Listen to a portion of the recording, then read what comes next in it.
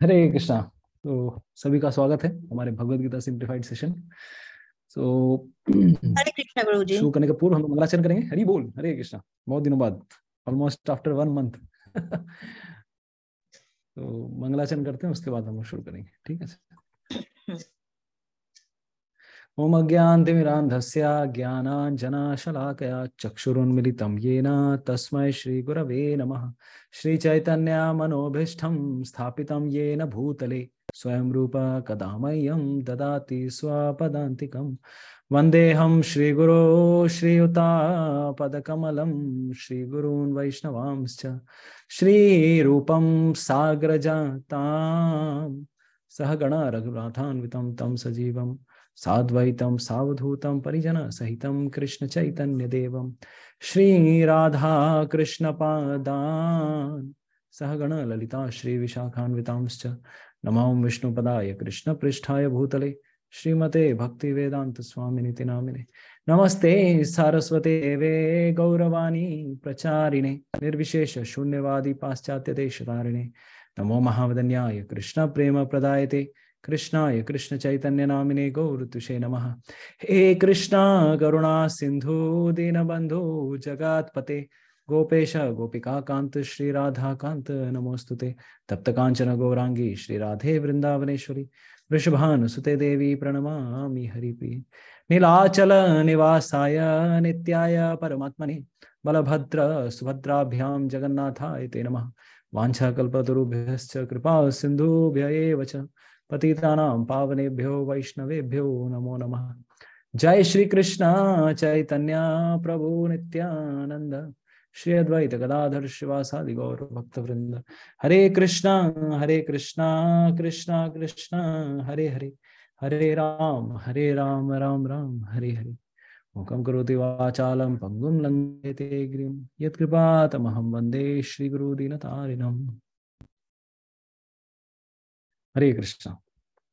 तो आप सभी का बहुत बहुत स्वागत है हमारे भगवत गीता सिंप्लीफाइड सेशन में। बहुत दिनों बाद हम लोग मिल रहे हैं ऑनलाइन।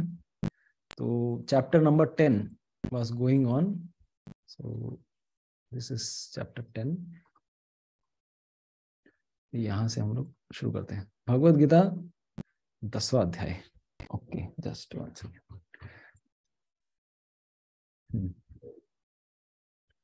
तो 10वां अध्याय विभूति योग, ठीक है। अगर किसी को कुछ दिक्कत आ रही है तो आप लोग अनम्यूट कर सकते हैं, अदरवाइज म्यूटिंग वाला ऑप्शन बंद करके रखिएगा, ठीक है।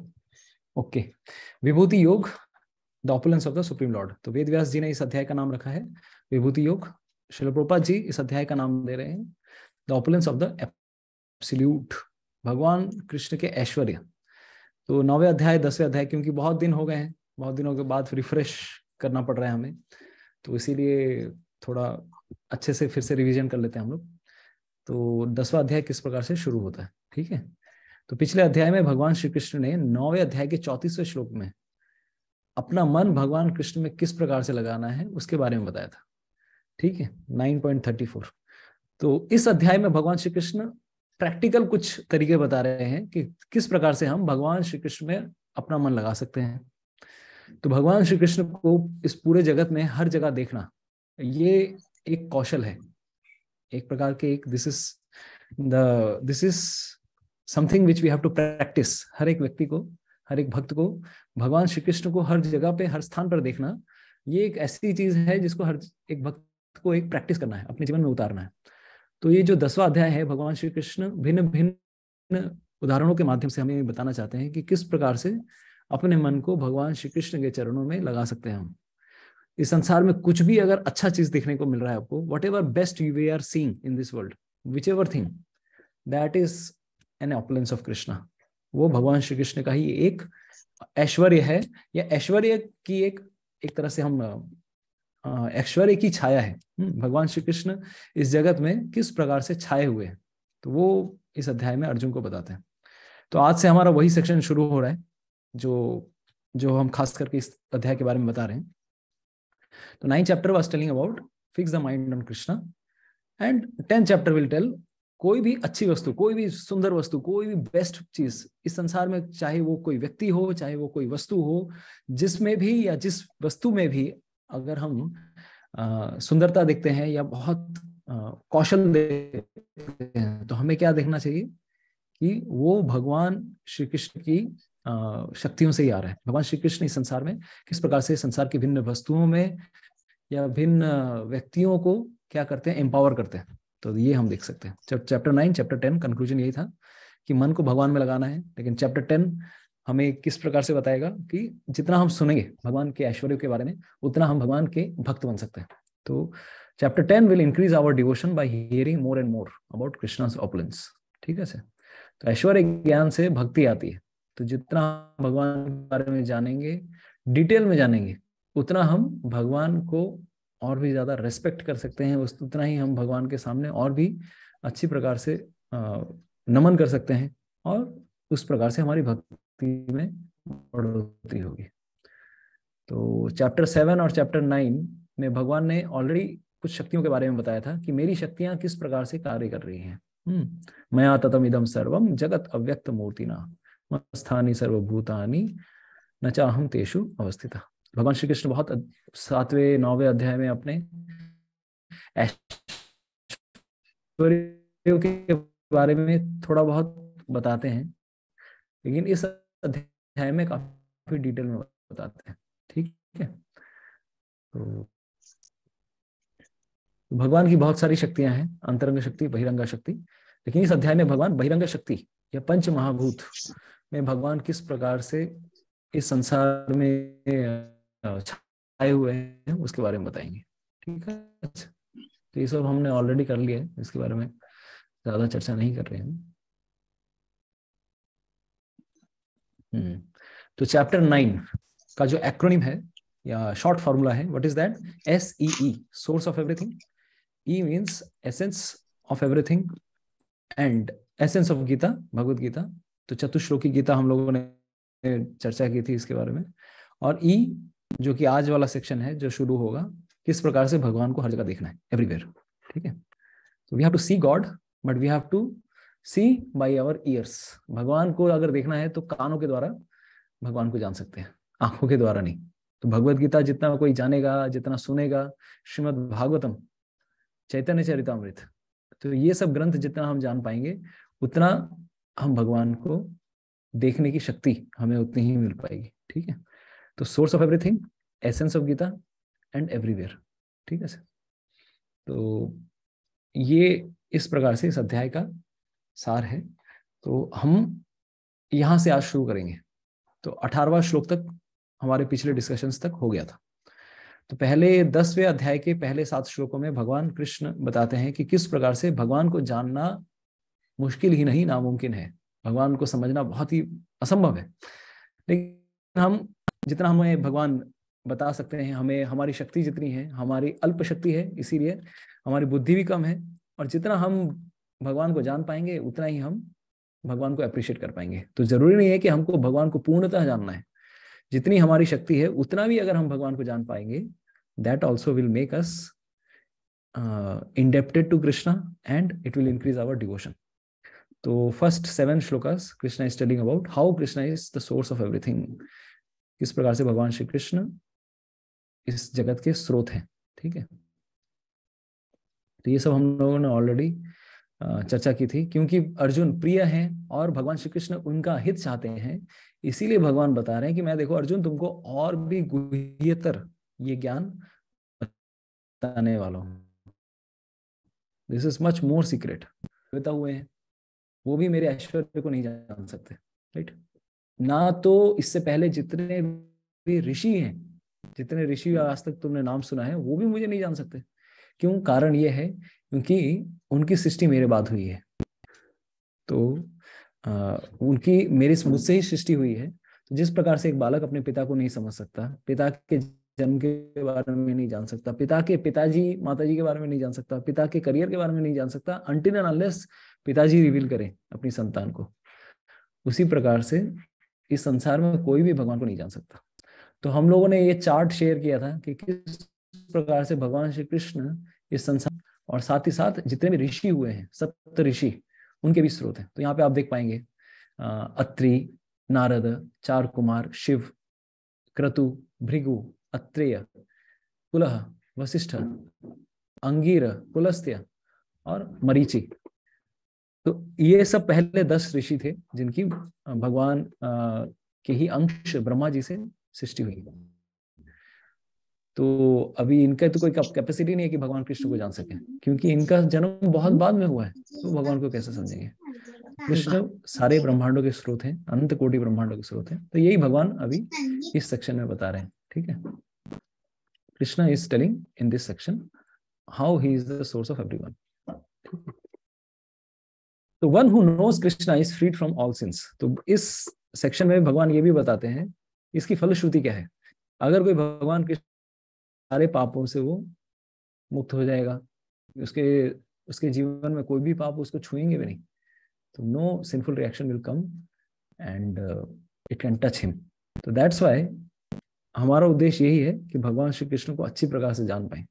इसीलिए हम लोग श्रीमद् भागवतम, भगवद गीता, चैतन्य चैतामृत, जितना कोई डिटेल में स्टडी करेगा उतना उसके जीवन में भगवान श्री कृष्ण की इंपॉर्टेंस को वो समझ सकता है। And he will become more and more to Krishna.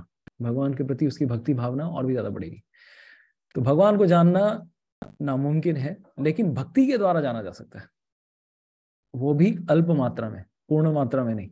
ठीक है, भगवान को आज तक कोई भी नहीं जान पाया। भगवान स्वयं अपने आप को नहीं जान पाते हैं, तो हम तो कुछ भी नहीं है, हम पिद्दी से जीव हैं।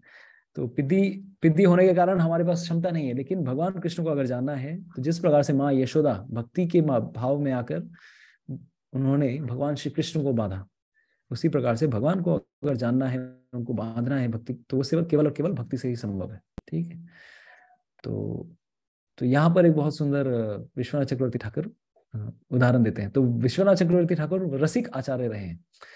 तो वो बताते हैं कि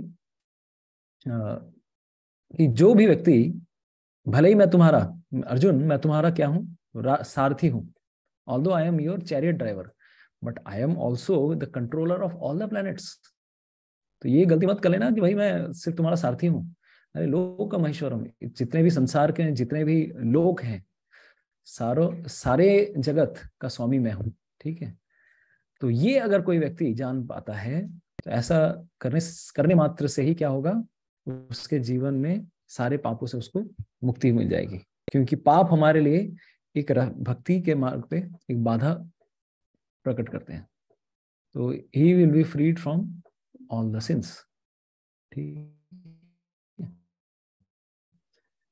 तो 4 से 6 भगवान श्री कृष्ण बताते हैं, ना तो केवल मैं देवताओं का स्रोत हूं, ना तो केवल मैं ऋषियों का मैं स्रोत हूं, बल्कि मैं कुछ क्वालिटी, दुखम भवो अभावो, भयम च अभयम, अहिंसा, समता, तुष्टि, तप, दान, यश, ये सब मुझी से आए। ठीक है, तो ना केवल 7 ऋषि बल्कि देवता भी, और जो भी गुड क्वालिटीज हैं, everything they are coming from me. तो इस प्रकार से हमने देखा किस प्रकार से भगवान सबके स्रोत हैं।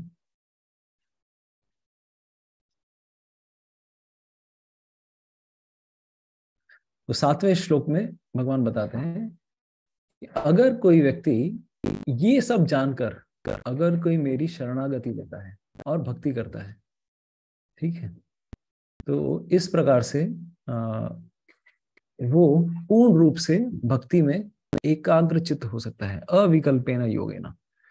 तो ये सब जानने के बाद automatically surrender, one will be force to surrender. तो यही हम यहाँ पर बता रहे थे। ठीक है, तो Krishna is the source of demigods, rishis as well as the qualities. तो ये इस सेक्शन का थीम था। 10.1 to 7 how Krishna is the ultimate source. Now the second section हम लोगों ने काफी बृहद रूप से चर्चा करने की कोशिश की थी, काफी विस्तार से चर्चा करने की कोशिश की थी कि Chatushloki Bhagavad Gita, which is the essence of Bhagavad Gita, the most important section of Bhagavad Gita. Bhagavad Gita का सार इन 4 श्लोकों में भगवान बता दे रहे हैं। तो वो क्या है 4 श्लोक? चतुश्लोकी, शुद्ध भक्ति भगवद गीता का क्या है? सार है, सार तत्व है।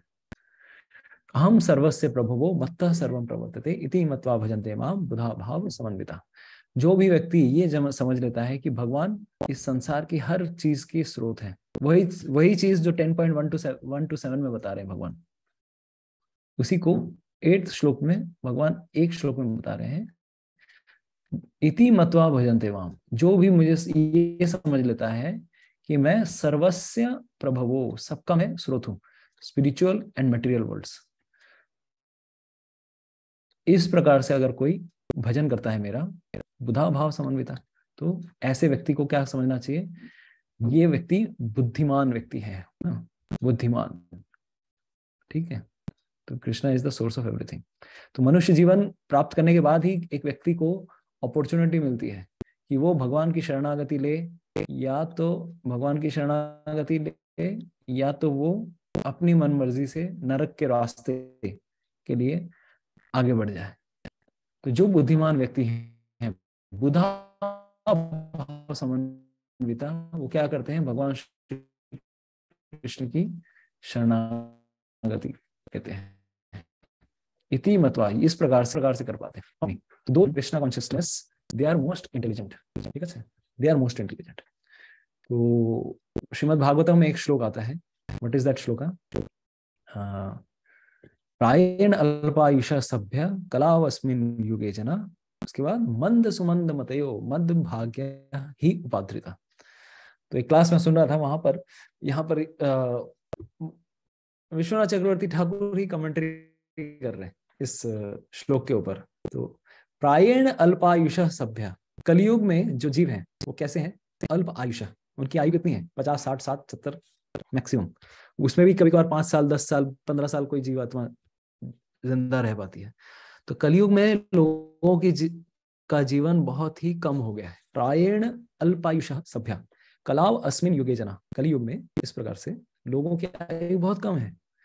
लेकिन उस अल्प आयु में भी अगर कोई भक्ति करता है, क्योंकि देवता लोग भी लाइन लगाकर खड़े हैं कि भाई अगर इतनी कम आयु में, इतने अल्प समय में अगर भगवान श्री कृष्ण की भक्ति करके अगर कोई निकल पाए, तो इससे बड़ी अपॉर्चुनिटी कहाँ मिलेगी। इसलिए देवता लोग भी कोशिश यही करते हैं कि मनुष्य जीवन कलयुग में मिले। भले ही कलयुग दोषों का सागर है, कलेर दोष निधे राजन अस्ति ही एक महान गुना कीर्तनादेव कृष्णस्य मुक्त संगम परम व्रजेत। तो भगवान श्री कृष्ण की अगर कोई भक्ति करता है या भगवान श्री कृष्ण का नाम लेता है, तो ऑटोमेटिकली क्या होगा, भले ही आयु कम है लेकिन वो मुक्ति या भगवान के धाम इजीली जा सकता है, ठीक है। तो से केवल और केवल कृष्ण का नाम संकीर्तन करने से। तो प्रायेण अल्पायुषा सभ्य कलाव अस्मिन् युगे जना मंद सुमंद मतयो। तो पहला कैरेक्टरिस्टिक कलयुग के लोगों का क्या है, मंद, मंद बुद्धि है, they are very dull headed, उनकी बुद्धि ज्यादा नहीं है, उनको बताने जाएंगे मतलब उनके लिए रोटी कपड़ा मकान ये मिल गया तो बस, और कुछ नहीं चाहिए भाई। भक्ति वक्ति करके क्या होगा, इन संसार में कष्ट मिल रहे हैं, सबको मिल रहे हैं, हमको मिल रहा है तो क्या फर्क पड़ता है, कष्ट तो सबको जीवन में है। मतलब इनको ये भी नहीं पता है कि कष्ट से बाहर निकलने का रास्ता क्या है। दे आर सो लेजी, मंद सुमंद मतयो, they are so dull headed. तो उनको भक्ति वक्ति करने से कोई मतलब नहीं है। मंद सुमंद मतयो मंद भाग्य, और भाग्य भी मंद है। क्यों, क्योंकि प्राय लोगों की कोई ना तो देखने में सुंदर है, शारीरिक रूप से सुंदरता चली गई है, और ना ही आभूषण है उनके पास, ना ही उतना धन है कि एटलीस्ट आभूषणों से अपने आप को सुंदर बना के रखेंगे। सब कोई फकीर है कलयुग में, सब कोई सॉफ्टवेयर जॉब कर रहे हैं या फिर किसी को अपना मालिक बना के रखा है, और मंथ के एंड में 20, 30, 40, 50 हजार 60 हजार मिल जाते हैं तो बस खुश हो जाता है वो, हाँ भाई बहुत धन कमा लिया, ठीक है। तो मंद भाग्य, और तो साथ ही साथ इतने सारे ही उपाद्रिता, और तो इतने सारे रोग भी हो रहे हैं। There are so many diseases which are always constantly disturbing that person. इतने सारे रोग हैं, कोविड आ जाता है, कभी कुछ और डिजीज कहाँ मिलेगा। और सबसे ज्यादा जो विश्वनाथ चक्रवर्ती ठाकुर बताते हैं मंद भाग्य, उनके जीवन में मंद भाग्य क्या है, ठाकुर इस श्लोक के इस तात्पर्य में बताते हैं मंद भाग्य मतलब भक्तों का संग नहीं मिल रहा है। सबसे बड़ा दुर्भाग्य इस जगत के लोगों का यह है कि भक्तों का संग करने को नहीं मिल रहा है, और क्योंकि भक्तों का संग करने से ऑटोमेटिकली भक्ति मिल जाती है। इस कारण से इस संसार के लोग मंद भाग्य वाले हैं, ना ही वो इच्छुक है भक्ति करने के, और अगर इच्छुक हो भी जाते हैं तो भक्तों का संग नहीं मिलता। तो केवल बहुत ही बुद्धिमान व्यक्ति ही, बुधा भाव समन्विता, बहुत ही बुद्धिमान व्यक्ति भगवान श्री कृष्ण का भजन कर पाते हैं, ये जानकर कि भगवान श्री कृष्ण इस संसार के सारे वस्तुओं का, सारे जीवों का, सारी गुणों का स्रोत है। तो those who are worshipping Krishna they are very important, very intelligent, ठीक है। तो मंद भाग्य, उनका जीवन मंद भाग्य नहीं रहेगा, और they are most intelligent person. Next, मत चित्ता मत गता प्राणा बोधयंत परस्परम कथयंतश्च माम नित्यम तुष्यन्ति च रमन्ति च। इस प्रकार से जब वो समझ पाते हैं कि मैं सारे चीजों का, सारे संसार का, सारे ब्रह्मांडों का मैं स्रोत हूँ, आध्यात्मिक जगत और भौतिक जगत सबका मैं स्रोत हूँ, इस प्रकार से वो अपना मन मुझ में लगा पाते हैं, with their minds absorbed in me, right. मत गता प्राण, मत चित्त, चित्त लगाना, उसके बाद फिर प्राण, अपने पूरी शक्ति लगा देना, और बोधयंत परस्परम, साथ ही साथ जब ये जानते हैं उसके बाद आपस में डिस्कस करते हैं कृष्ण कथा। तो जब दो भक्त मिले तो हम भक्ति में कितना उन्नत हुए हैं, इसकी जो पराकाष्ठा है, इसको अगर मापना है तो कैसे माप सकते हैं? बोधयंत परस्परम, हम आपस में क्या डिस्कस कर रहे हैं, कृष्ण के बारे में डिस्कस कर रहे हैं या भौतिक वस्तुओं के बारे में डिस्कस कर रहे हैं। तो दो भक्त आपस में कृष्ण कथा डिस्कस करेंगे, कीर्तन करेंगे, भगवान के नामों का गुणगान करेंगे, भगवान की लीलाओं का व्याख्यान करेंगे। तो कथयंतश्च माम नित्यम तुष्यन्ति च रमन्ति च, तो रमन्ति च प्रकार से उनको जीवन में बहुत आनंद मिलता है।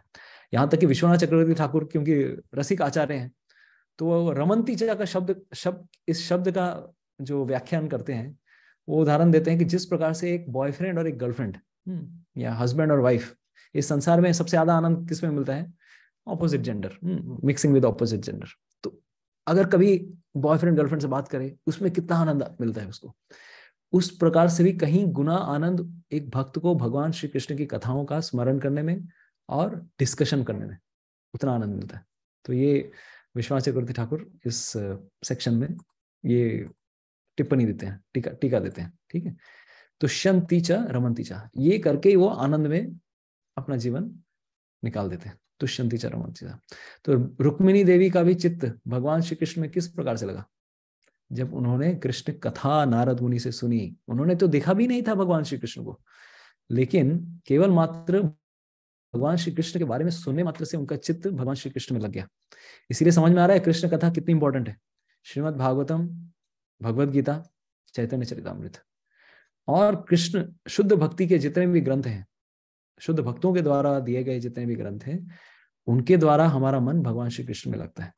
और तो और एक और चीज भी खास बात है, शुद्ध भक्तों के जीवन में के बारे में भी अगर कोई ग्रंथ है, the biographies of the pure devotees of the Lord, भगवान के शुद्ध भक्तों के जीवन की अगर कोई कहानी अगर कोई पढ़ता है, उससे भी अपना मन भगवान श्री कृष्ण में लग जाता है। ये भी अद्भुत है। अगर श्रील प्रभुपाद की बायोग्राफी आप पढ़ेंगे, श्रील प्रभुपाद की जीवनी लीलामृत पढ़ेंगे, तो ऑटोमेटिकली आपका मन कृष्ण भक्ति में और बढ़ेगा। क्यों? क्योंकि भगवान श्री कृष्ण के अनन्य भक्त रहे हैं श्रील प्रभुपाद जी या वर्तमान आचार्य, उनके अगर जीवनी के बारे में पढ़ेंगे, there are so many spiritual masters if you read about them, then also and their interactions with Srila Prabhupada, उनका श्रील प्रभुपाद जी के साथ किस प्रकार से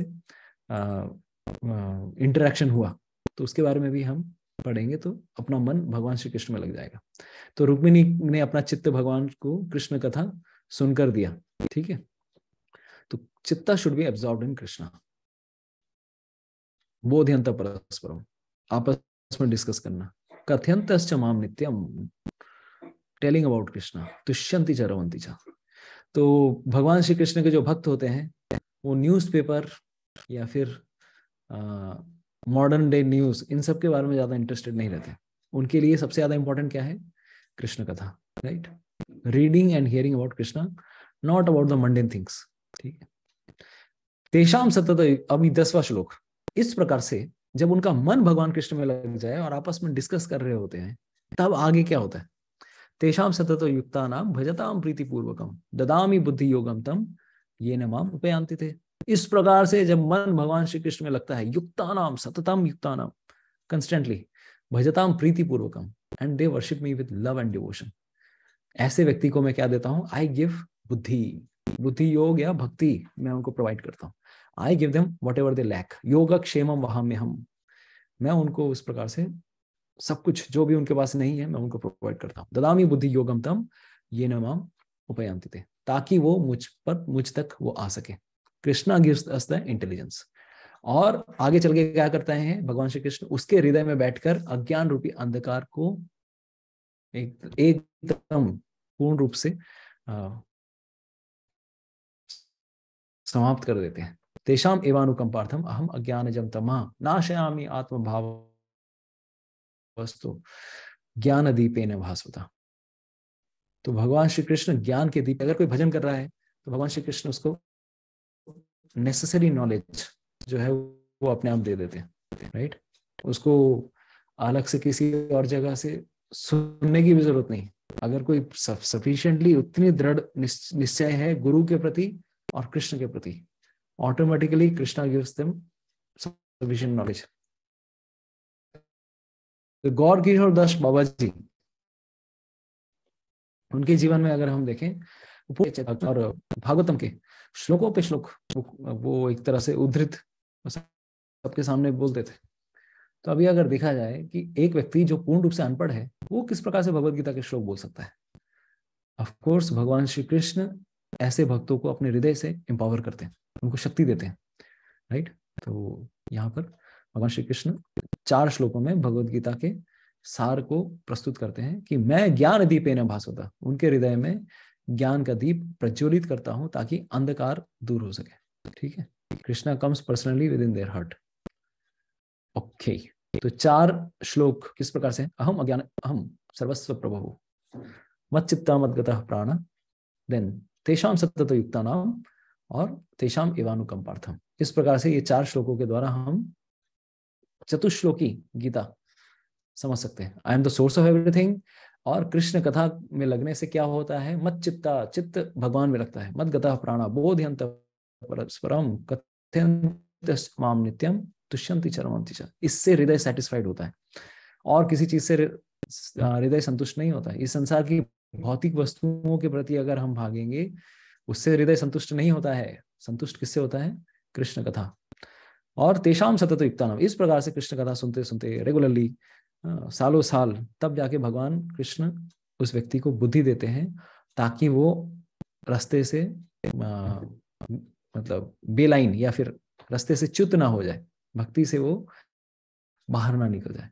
ठीक है, he gives intelligence to always remember him and he destroys the ignorance. ठीक है, तो now the last class which we had, पिछला जो अंतिम क्लास हम लोगों ने लिया था उसके बारे में हम चर्चा कर रहे हैं। तो 12 से 42 वाला जो सेक्शन है काफी लंबा सेक्शन है। उसमें 12 से 18वां जो सेक्शन है उसमें अर्जुन भगवान श्री कृष्ण की शरणागति लेते हैं और अर्जुन कुछ स्टेटमेंट्स, कुछ वचन वो कहते हैं भगवान श्री कृष्ण के गुणगान में। तो 12वें से 18वें नंबर श्लोक में भगवान श्री कृष्ण की स्तुति करते हैं अर्जुन, और अर्जुन भगवान कृष्ण को परम रूप में वो स्वीकार करते हैं। इसके बाद कभी अर्जुन भगवत गीता में कुछ और उल्टे पुल्टे प्रश्न नहीं पूछेंगे, भगवान मैं युद्ध करूं कि नहीं करूं, इस प्रकार का प्रश्न नहीं करने वाले। हाँ, वो कुछ और प्रश्न जरूर पूछेंगे, इस संसार के बारे में बताइए, संन्यास क्या होता है, त्याग क्या है, इन दोनों के बीच में अंतर क्या है, प्रकृति के 3 गुण कैसे काम कर रहे हैं, ये सब मुझे समझाइए, अपने विराट रूप को मुझे दिखाइए। इस सेक्शन के बाद अर्जुन पूर्ण रूप से कन्विंस्ड है भगवान आपके सिवा इस संसार में और कोई परम या परम व्यक्ति कोई और नहीं है। ठीक है, तो इसके बाद वो बेसिक डाउट्स नहीं आने वाले अर्जुन को। ओके, तो ये वाला जो सेक्शन था 3A, Arjun accepts Lord Krishna's supreme position. तो परम ब्रह्म परम धामम पवित्रम परमम भवाम पुरुषम शाश्वतम दिव्यम आदिदेवम अजम विभूम। तो पहले ही ये सब सुनने के बाद अर्जुन गोले दाग रहे हैं, आप परम ब्रह्म, आप परम ब्रह्म है, हम माइन्यूट ब्रह्म है लेकिन आप परम ब्रह्म है। भगवान भी ब्रह्म है, हम भी ब्रह्म है, लेकिन हम सूक्ष्म है, आप विभू हैं। पवित्रम परम भगवान, आपसे बढ़ के पवित्र व्यक्ति कोई और हो ही नहीं सकता। आपके कांटेक्ट में अगर कोई आता है तो आप सबको शुद्ध कर सकते हो, आपके संपर्क में आने मात्र से सब कोई पवित्र हो जाते हैं, क्योंकि आप पवित्र हैं। परमम भगवान, आपसे बढ़कर और कुछ नहीं है। You are the absolute truth. पुरुषम शाश्वतम दिव्यम, आप शाश्वत व्यक्ति हैं। आपसे, you are the only person which was existing at the beginning of creation. गोविंदम आदि पुरुषम तमहम भजामि। आदि देवम अजम विभुम, you are the origin of all living entities. परम ब्रह्म, परम धाम, इस प्रकार से वो इतने सारे एडजेक्टिव्स के द्वारा भगवान श्री कृष्ण को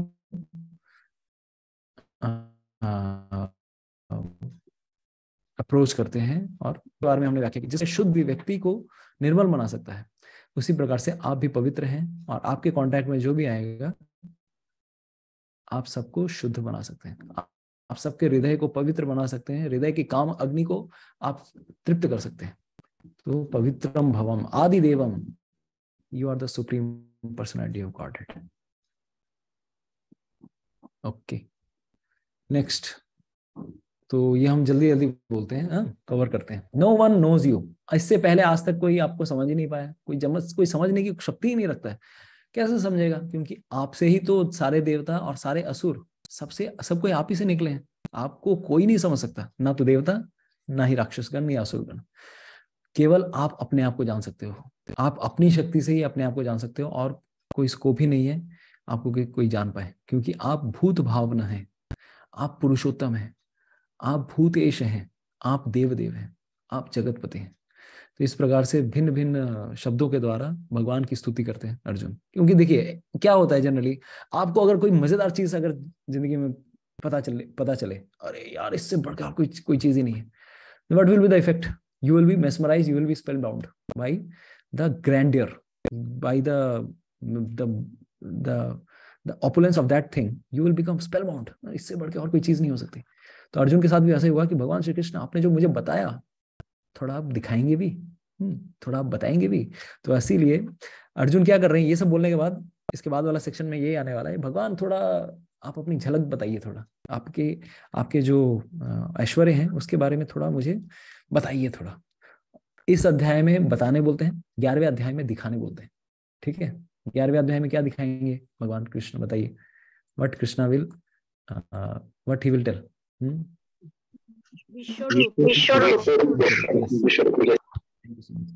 विराट रूप दिखाइए, भगवान श्री कृष्ण अपने विराट रूप के दर्शन कराइए। ओके, तो please tell me more of your divine opulences, क्योंकि सुनने से मन ही नहीं भर रहा है, और थोड़ा पिबत भागवतम रसमालयम मुहुरहो रसिका भुवि भावुका। श्रीमद् भागवतम में स्टार्टिंग में ही भगवान बता रहे,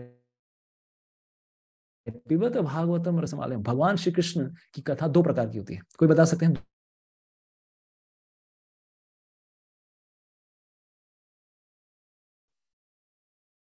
Who will tell?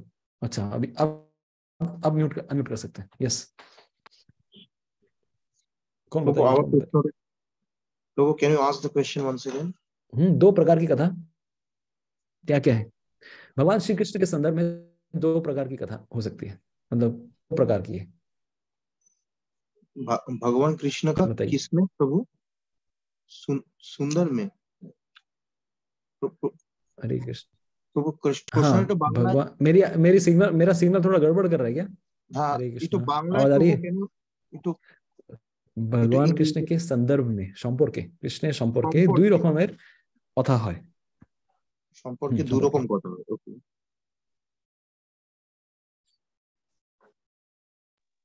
বলুন। প্রথমে তো আমি বলে দিচ্ছি। লীলার কথা হয় না, লীলার কথা, আর ভগবান লীলা গুণকীর্তন কীর্তন, গুণ গুণকীর্তন 2 রকমের। আচ্ছা আমি বলছি, দেখুন 2 রকমের কথা কি আছে। একটা কথা সেটা যেখানে কৃষ্ণ নিজের মুখে নিজের ব্যাপারে বলছেন, वो कथा जिसमें भगवान श्री कृष्ण अपने बारे में अपने मुख से ही कह रहे हैं। ठीक है, समझ में आ रहा है? मेरी आवाज आ रही है? मेरी इंटरनेट शायद गड़बड़ है। আমার আওয়াজ আসছে? একটু ডিস্টার্ব মাঝে মাঝে ব্রেক হচ্ছে, মাঝে মাঝে ক্লিয়ার আসছে। है ये गौशाला के इंटरनेट का प्रभाव है। Hare Krishna, this is thanks to internet connection at ISKCON गौशाला। Hare Krishna. Now it is clear. तो 2 प्रकार की कथा क्या है, एक है भगवत गीता, एक है श्रीमद् भागवतम। ठीक है, भगवत गीता मतलब क्या, जिसमें कृष्ण अपने बारे में बोल रहे हैं, और भागवतम मतलब क्या, कृष्ण के बारे में किसके बारे में? भगवान के बारे में कही गई है। ओके, तो दो प्रकार की कथा है। तो पिबत भागवतम रसमालयम रसिका भूवि भूवि भावुका। तो भगवान के जो भक्त हैं वो कभी भी थकते नहीं है भगवान कृष्ण की कथाओं के सुनने से। They are always very much eager to hear more and मोर।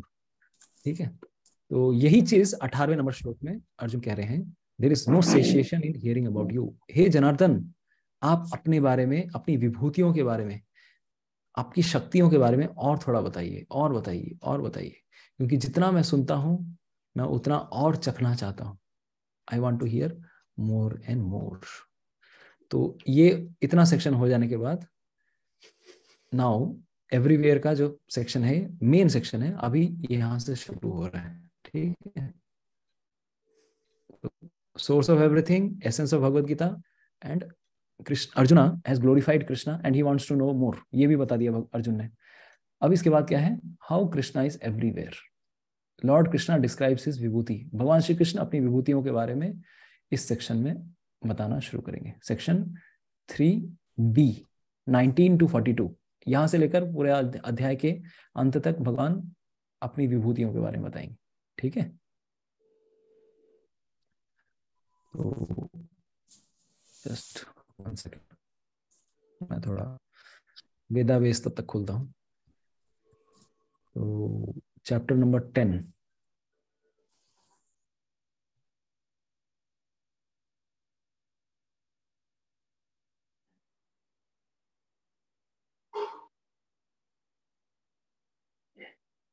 हरे कृष्ण। श्री भगवान वाच, श्री भगवान वाच हन्त ते कथयिष्यामि हन्तते कथयिष्यामि प्राधान्यतः कुरु श्रेष्ठ।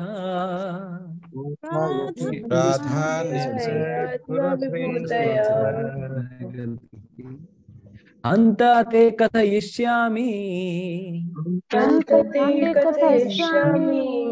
दिव्या हि आत्मविभूतया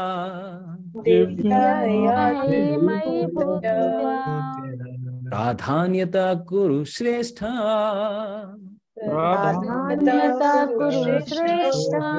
नास्ति अंतो विस्तरस्य मे।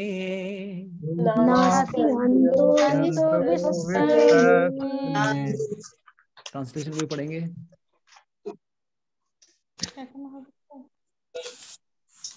कौन पढ़े? स्नेहा माता ji, would like to read?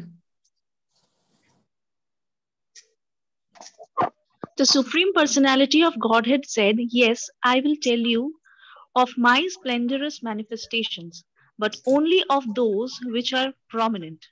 O Arjuna, for my opulence is limitless." ये अर्जुन, मैं तुमको अपने वैभव के बारे में, अपनी विभूतियों के बारे में सब बताऊंगा, चिंता मत करो। ठीक है, क्योंकि अर्जुन देखो, सारी चीजें बताना संभव नहीं है। मैं क्या बताऊंगा? प्राधान्यतः, जो प्रोमिनेंट है वही मैं बताने वाला हूँ। ठीक है, हे कुरुश्रेष्ठ, अर्जुन को भगवान श्री कृष्ण किस प्रकार से संबोधित कर रहे हैं? कुरुश्रेष्ठ। क्यों कुरुश्रेष्ठ? क्योंकि कुरुओं में वो श्रेष्ठ थे। He is the best of all Kurus. Kuru राजवंश में, ऑफ कोर्स भगवद गीता के की शुरुआत में उनके जो धृतराष्ट्र क्या कर रहे हैं? कुरु और पांडवों को अलग करने की कोशिश कर रहे हैं। लेकिन ये पूरी जो डायनेस्टी है ये कुरु वंश था। पांडव और कौरव अलग नहीं है, दोनों ही कौरव ही हैं। कौरव मतलब क्या? कुरु राजवंश से जो कनेक्टेड है। तो कुरुओं में जो तुम श्रेष्ठ हो। क्यों? क्योंकि कुरु एक ऐसे राजा हुए थे, इतने पवित्रवान, इतने धार्मिक राजा थे, जिनके कारण उन्होंने धर्म की खेती की थी कुरुक्षेत्र में।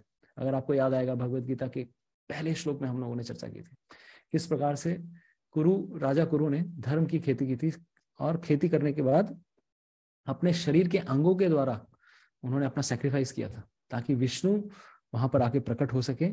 धर्म की खेती उन्होंने की, और लास्ट में उन्होंने ऐसा वरदान दिया कि कुरुक्षेत्र में अगर कोई भी, भगवान श्री कृष्ण विष्णु उनसे इतने संतुष्ट हो गए कि कोई भी व्यक्ति अगर उस जगह आकर कोई भी अगर पुण्यवान कार्य करता है, उसका बेनिफिट उसको अनंत कोटि गुना मिलेगा।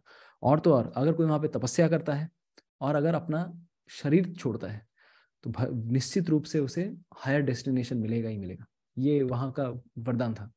तो कुरु, क्योंकि राजा कुरु ने ऐसी एक तपस्या की थी, उन्हीं के डायनेस्टी में ऐसे राजा हुए थे। तो भगवान श्री कृष्ण कुरुश्रेष्ठ कहते हैं कि अर्जुन हंता ते कथयिष्यामि, यस जरूर तुमको मैं बताऊं, हंत हंत ते कथयिष्यामि, मैं तुम्हें बताऊंगा, जरूर बताऊंगा। आत्म विभूतया, मैं अपने ऐश्वर्य के बारे में बताऊंगा, लेकिन सारा बताना पॉसिबल ही नहीं है। क्यों? तो एक कहानी बताता हूं, क्यों पॉसिबल नहीं है? अच्छा, तो एक समय की बात है, ये कब, ये जो व्याख्यान आता है, ये आता है this section comes in Garg Samhita, Vrindavan खंड में, वहां पर ये व्याख्यान आता है। तो उस समय एक बार भगवान श्री कृष्ण ने या विष्णु ने अनंत शेष जी को ये आदेश दिया, जब ब्रह्मांड की सृष्टि हुई तो शेषनाग अनंत शेष को उन्होंने आदेश दिया कि शेषनाग आप क्या कीजिए, पूरे ब्रह्मांड को आप कैरी कीजिए, कैरी मतलब अपने सर के ऊपर उठा के रखिए। तो हाँ जरूर, बिल्कुल उठा लूंगा, क्योंकि अनंत शेष के अनंत मुख हैं, और अनंत मुख होने के कारण वो भगवान, ये भगवान की शक्ति भी उनके पास बहुत है, तो उसके द्वारा एक सर के ऊपर तुम उठा के रखो पूरे ब्रह्मांड को। अब ब्रह्मांड का साइज समझिए, ब्रह्मांड का कितना वेट होगा। तो अनंत शेष बिल्कुल राजी हो गए। तो लेकिन उन्होंने एक प्रश्न पूछा, भगवान थोड़ा बताएंगे कितने देर तक उठाना है, थोड़ा प्लीज बताइए।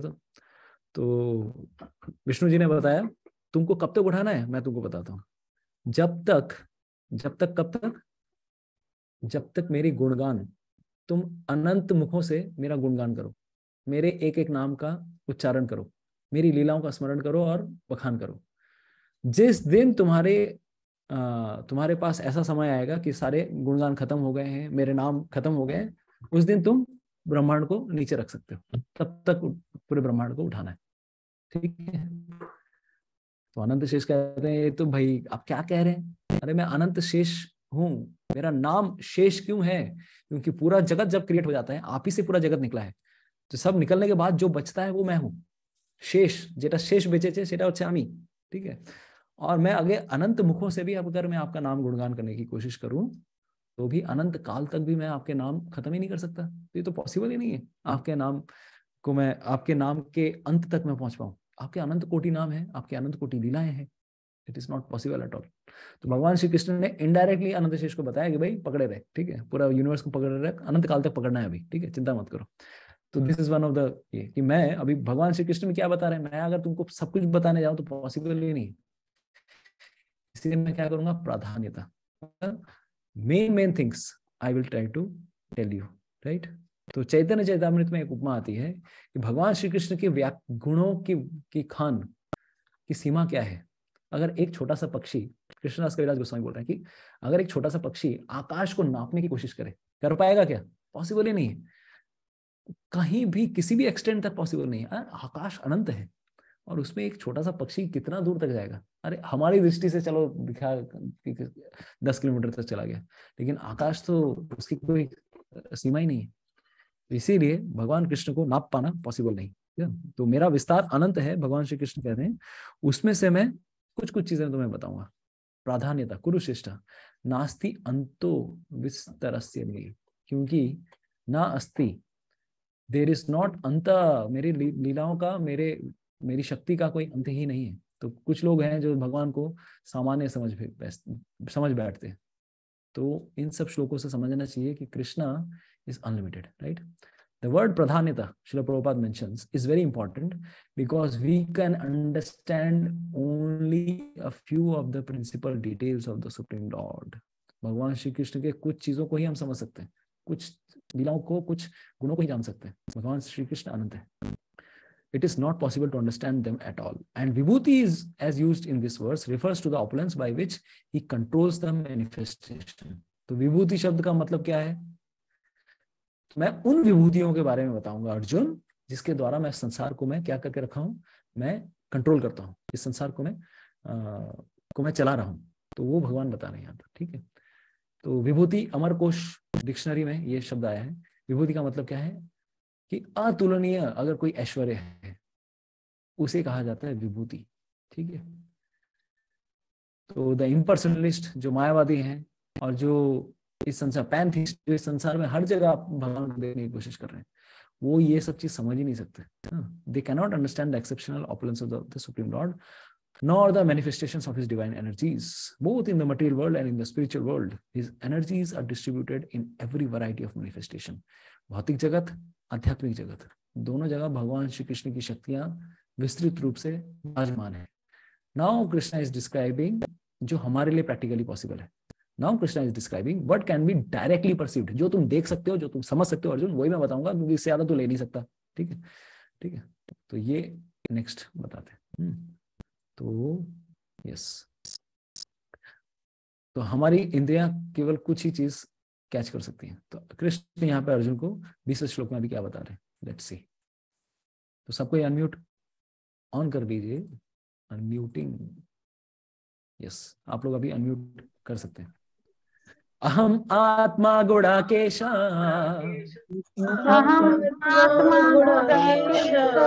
सर्वभूताशय स्थिता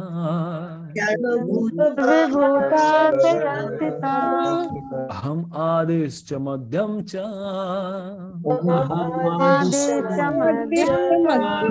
भूतानां अंत एव च.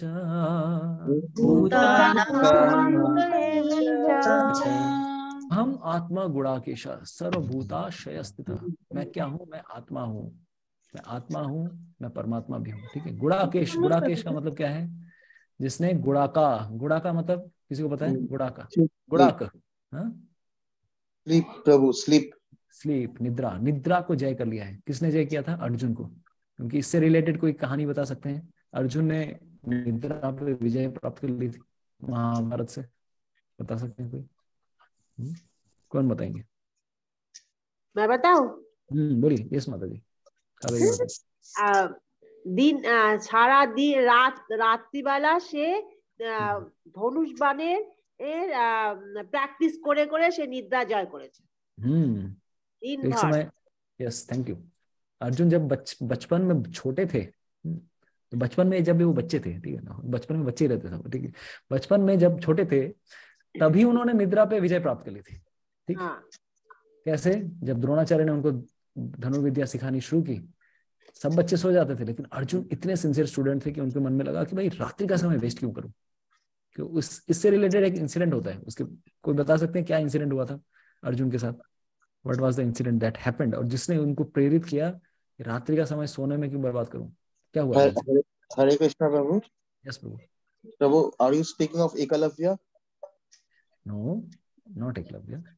Eklavya was practicing, making the idol of Dharmacharya. No, no, not that. He got inspired. Not that. Not that, ना? Okay. कौन बताएंगे? कृष्णा प्रभु जी. Yes, प्रभु जी, ऐसा कुछ था कि वो रियलाइज करते कि वो अपने लेफ्ट हैंड से खा सकते हैं, मतलब अंधेरे में, और तो फिर वो इसी से रिलेटेड स्टोरी है. हुआ क्या था? প্রভু জি, দ্রোণাচার্য বলেন ওনাকে যে যদি তুমি মানে চোখ বাঁধা অবস্থায় তুমি শুধু শব্দে আর কি, শব্দের আওয়াজে বা এরকম যদি তুমি বাণ নিক্ষেপ করতে পারো, তবেই তুমি এক্সিলেন্ট আর কি ধনুর্বিদ্যা শিক্ষা করতে পারবে. বাকি তুমি কখন হয়েছিল? যখন দ্রোণাচার্যর আশ্রমে ছিল, আর অন্য ভাইরাও শিখছিল, কিন্তু অর্জুন নাকি দ্রোণাচার্যর প্রিয় হতে চাইছিল, মানে বেস্ট স্টুডেন্ট হওয়ার জন্য.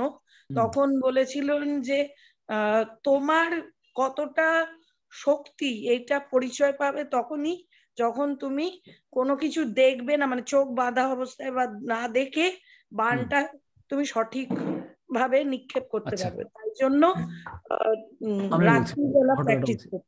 ওকে, ঠিক আছে. পূজা মাতা জি, यस यू कैन स्पीक. हरे कृष्णा प्रभु जी वो इंसिडेंट हुआ था कि रात को सब पांडव एंड सब कौरव खा रहे थे, भोजन कर रहे थे, और उसके बाद रोशनी चली गई थी आश्रम में.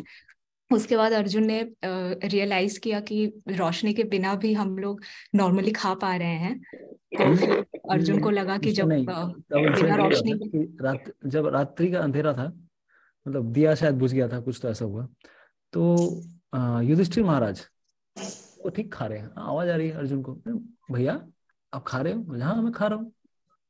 तो अंधेरे में भी खा रहे हो? हाँ अंधेरे में खाने में क्या प्रॉब्लम है, हाथ को मुंह में तो घुसाना है इसमें क्या प्रॉब्लम है, रात को भी खा सकते हैं, अंधेरे में भी खा सकते हैं। तो ये जब इंसिडेंट जब देखते हैं कि अरे अंधेरे में अगर वो कोई खा सकता है तो अंधेरे में मैं प्रैक्टिस भी कर सकता हूँ। तो इसी कारणवश अर्जुन इतने सिंसियर थे, दैट्स में सोचिए, क्योंकि नर नारायण है, ऑफ कोर्स हम उनको एक सामान्य जीव भी नहीं समझ सकते, भगवान के नित्य पार्षद हैं। तो उन्होंने ये हमें सीख दिखाई कि समय किस प्रकार से अव्यर्थ कालत्वम, समय को किसी प्रकार से बर्बाद नहीं करना है। जो भगवान के शुद्ध भक्त होते हैं, जब वो भाव स्तर पे या फिर निष्ठा रुचि आसक्ति भाव ये थोड़ा थोड़ा धीरे धीरे प्योर होने लगते हैं, तो कुछ टेंजिबल सिम्टम्स हैं जिनके द्वारा हम किसी भक्त को ये समझ सकते हैं कि ये भक्त व्यक्ति या ये भक्त मैच्योर हो रहे हैं, भक्ति में ये थोड़ा आगे हैं। कैसे समझ सकते हैं? तो कुछ डायरेक्टली तो देख नहीं सकते, क्योंकि कुछ कुछ चीजें हैं तो कोई भी कॉपी कर सकता है। जैसे रो रहा है कोई भगवान के नाम लेते हुए, या मूर्छित हो जा रहा है, this can be easily copied. These are not the tangible symptoms that the person has Krishna prem. किसी व्यक्ति के अंदर भगवान की कितनी भक्ति है, ये सब मापदंड नहीं है। एक्सटर्नल, दिस में भी external symptoms which are sometimes perceivable, कभी कभार ये दिखते होंगे, हो सकता है, लेकिन एक्चुअली क्या है? अव्यर्थ कालत्वम, नाम गाने सदा रुचि। भगवान कृष्ण के नाम गान में हमेशा एक व्यक्ति की रुचि होगी। काल कभी भी किस समय को फिजूल में खर्च नहीं करने देंगे। वो समय अगर फिजूल में अगर चला जा रहा है, they would utilize every opportunity for the service of Krishna. तो जब भी हम शुद्ध भक्तों के जीवन में देखते हैं, एक सेकंड भी वो वेस्ट नहीं करते। अगर सोते भी हैं, चलो सोना तो हर एक व्यक्ति को पड़ता ही है, सोना भी इसीलिए सोते हैं हम, ताकि ऑफ कोर्स ये हमारी भी चेतना होनी चाहिए कि सो भी रहे हैं इसलिए ताकि हम अच्छी प्रकार से रेस्ट लेकर भगवान श्री कृष्ण की सेवा कर पाए। अपने लिए कुछ नहीं, ये जीवन भगवान के लिए है, भगवान ने ही दिया है, भगवान की सेवा के लिए ही दिया है। तो ये एक टेंजिबल सिम्टम है। तो गुड़ा के शब्द से हम ये भी समझ सकते हैं कि जब अर्जुन ने ये देखा, फिर से उसने अपना प्रैक्टिस करना शुरू किया। तो रात्रि के समय एक दिन द्रोणाचार्य को आवाज आ रही है, अरे रात्रि के समय भी कोई आर्चरी प्रैक्टिस कर रहा है। तो वो आगे जाके देखते हैं, अर्जुन तुम क्या कर रहे हो? अर्जुन मतलब मैं रात्रि के समय प्रैक्टिस कर रहा हूँ, जो दिन में आपने गुरुदेव आपने सिखाया उसी को मैं रात में कोशिश कर रहा हूँ कि रात का समय फिजूल में सोते वक्त क्यों वेस्ट करो। तो द्रोणाचार्य इतने खुश हो जाते हैं, क्योंकि गुरु होने के कारण वो समझ पाते हैं कि ये जो स्टूडेंट है ये सच में सिंसियर है, रात्रि का समय भी बर्बाद नहीं कर रहा है, क्योंकि जो मैंने सिखाया है उसको वो यूटिलाइज करना चाहता है। बाकी बच्चे सो जाते थे, तो वो आलिंगन करते हैं और कहते हैं कि अर्जुन मैं आगे चल के मैं सबसे बड़ा मतलब तीरंदाज बनाऊंगा। You will become the greatest Archer in this world because you have that much sincerity. ठीक है, तो गुरु और शिष्य, जब शिष्य गुरु को संतुष्ट करते हैं तो ऑटोमेटिकली गुरु भी अपने अंदर जो है वो सब कुछ शिष्य को दे देते हैं। इसीलिए एक बहुत बड़ा कर्तव्य यह है कि भक्ति में भी आगे अगर बढ़ना है तो गुरु को संतुष्ट करना बहुत जरूरी है। We want to please our spiritual authorities and simultaneously our spiritual masters. अगर गुरु है अगर संतुष्ट नहीं है तो फिर भक्ति में क्या आगे बढ़ना। तो गुड़ा के शब्द की इतनी बड़ी हम लोगों ने उससे रिलेटेड चर्चा करने की कोशिश की। ठीक है, गुड़ा का मतलब नींद। ठीक है, सर्वभूत, ये सेकंड चैप्टर में ये शब्द आता है गुड़ाकेश, अर्जुन से रिलेटेड ये वाला शब्द आता है। सर्वभूतस्य स्थित, सर्वभूताशय स्थित। तो भगवान बता रहे हैं हम आत्मा, मैं आत्मा भी हूं और साथ ही साथ मैं परमात्मा भी हूं। सर्वभूताशय, तो सबके हृदय में I am the super soul Arjun seated in the hearts of all living entities. अहम आदिश्च मध्यम च भूतानाम अंतम एव च। मैं आदि हूं, I am the alpha, I am the omega.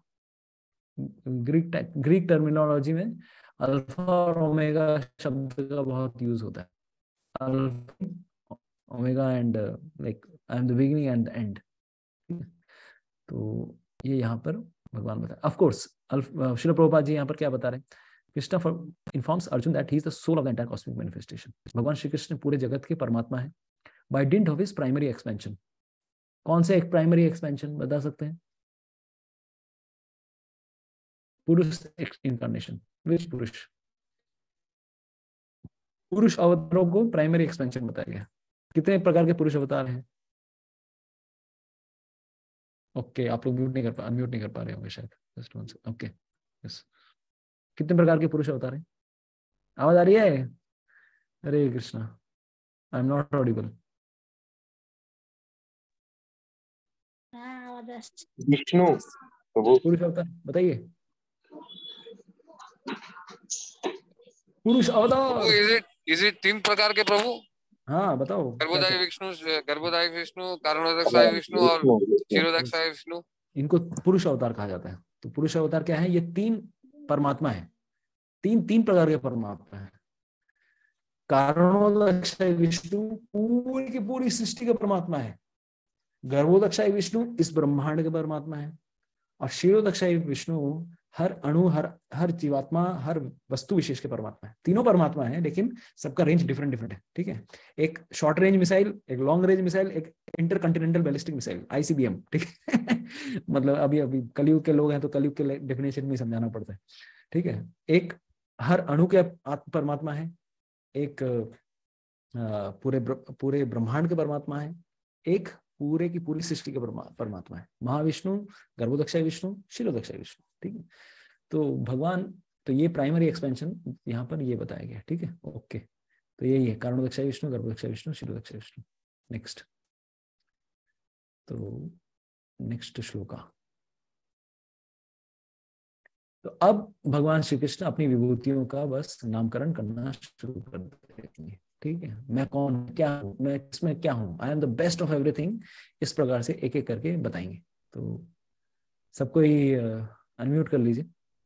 आदित्यानाम अहम विष्णु,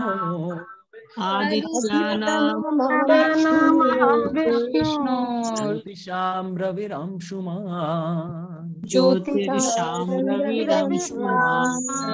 मरीचि मरुतम अस्मि, नक्षत्राणामहम् अहं शशि।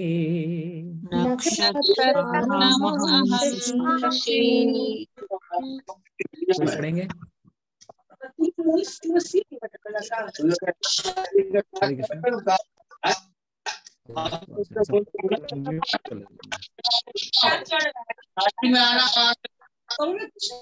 हरे कृष्णा, म्यूट कर लीजिए। हरि बोल।